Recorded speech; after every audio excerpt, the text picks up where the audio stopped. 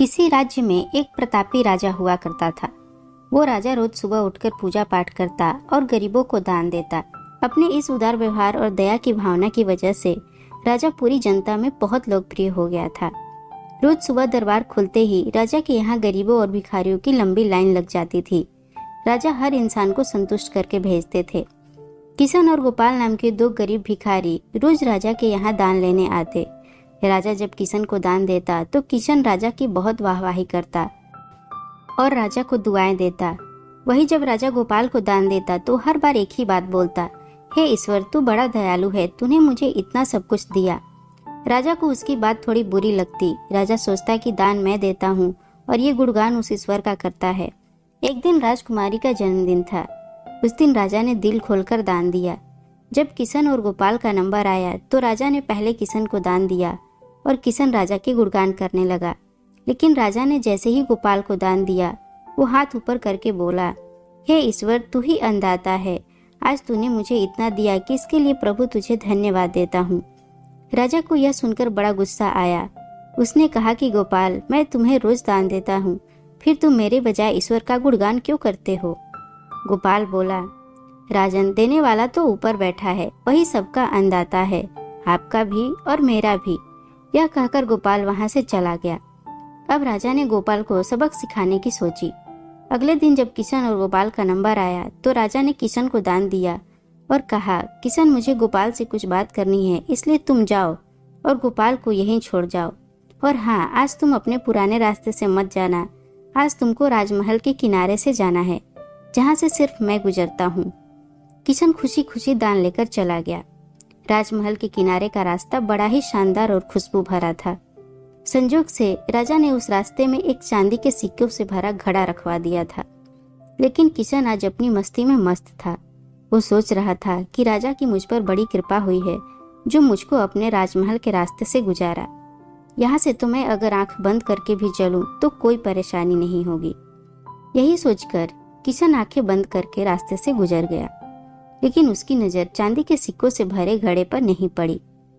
थोड़ी देर बाद राजा ने गोपाल से कहा कि अब तुम जाओ, क्योंकि किशन अब जा चुका होगा। लेकिन तुमको भी उसी रास्ते से जाना है जैसे किशन गया है। गोपाल धीमे कदमों से ईश्वर का धन्यवाद करते हुए आगे बढ़ चला। अभी थोड़ी ही दूर गया होगा कि उसकी नजर चांदी के सिक्कों से भरे घड़े पर पड़ी।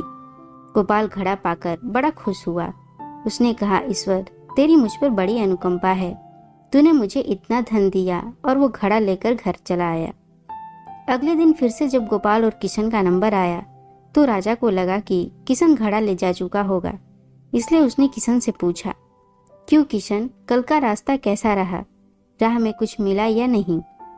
किशन ने कहा, महाराज, रास्ता इतना सुंदर था कि मैं तो आंखें बंद करके घर चला गया, लेकिन कुछ मिला तो नहीं। फिर राजा ने गोपाल से पूछा तो उसने बताया कि राजा, कल मुझे चांदी के सिक्कों से भरा एक घड़ा मिला। ईश्वर ने मुझ पे बड़ी कृपा की। राजा किशन से बड़ा गुस्सा हुआ। उसने कहा कि आज मैं तुझे धन नहीं दूंगा, बल्कि एक तरबूज दूंगा। किशन बेचारा परेशान तो था, लेकिन कहता भी तो क्या। चुपचाप तरबूज लेकर चल पड़ा। उधर राजा ने गोपाल को रोजाना की तरह कुछ धन दान में दिया। किशन ने सोचा कि इस तरबूज का मैं क्या करूंगा, और यही सोचकर वो अपना तरबूज एक फल वाले को बेच गया। अब जब गोपाल रास्ते से गुजरा, उसने सोचा कि घर कुछ खाने को तो है नहीं, क्यों न बच्चों के लिए एक तरबूज ले लिया जाए। तो गोपाल फल बेचने वाले से वही तरबूज खरीद लाया जिसे किशन बेच गया था। अब जैसे ही घर आकर गोपाल ने उस तरबूज को काटा तो देखा उसके अंदर सोने के सिक्के भरे हुए थे। गोपाल ये देखकर बड़ा प्रसन्न हुआ और ईश्वर का धन्यवाद देते हुए बोला, हे ईश्वर, आज तूने मेरी गरीबी दूर कर दी। तू बड़ा दयालु है, सबका अन्नदाता है। अगले दिन जब राजा दान दे रहा था तो उसने देखा कि केवल अकेला किशन ही आया है, गोपाल नहीं आया। उसने किशन से पूछा तो किशन ने बताया कि कल भगवान की कृपा से गोपाल को एक तरबूज मिला जिसके अंदर सोने के सिक्के भरे हुए थे। वह गोपाल तो अब संपन्न इंसान हो चुका है। किशन की बात सुनकर राजा ने भी अपने हाथ आसमान की ओर उठाए और बोला, हे ईश्वर, वाकई तू ही अन्नदाता है। मैं तो एकमात्र जरिया हूँ, तू ही सबका पालनहार है। राजा को अब सारी बात समझ आ चुकी थी। दोस्तों, आपको ये कहानी कैसी लगी हमें कमेंट में ज़रूर बताइएगा। और अगर पसंद आई हो तो इसे लाइक, शेयर और मेरे चैनल को सब्सक्राइब करना मत भूलिएगा। फिर मिलते हैं एक नई कहानी के साथ।